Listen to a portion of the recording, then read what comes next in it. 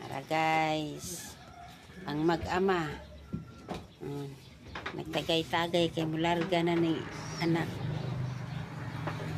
Nagsalang sila kabutilyaw. Tanggap. Lumba sila tungap. Isa lang. Pilipinas ni guys, basta-basta ang talisod mo na din. Sila sa tatasan sa lipon. Portahan ko ni tuba-tuba. Tuba-tuba kwartahan. O grade horse ni noon ay kuan. Walay kwarta. Ang mahal. Mas kuan ni noon ang kuan. Sa likod, nalagay na. Labi.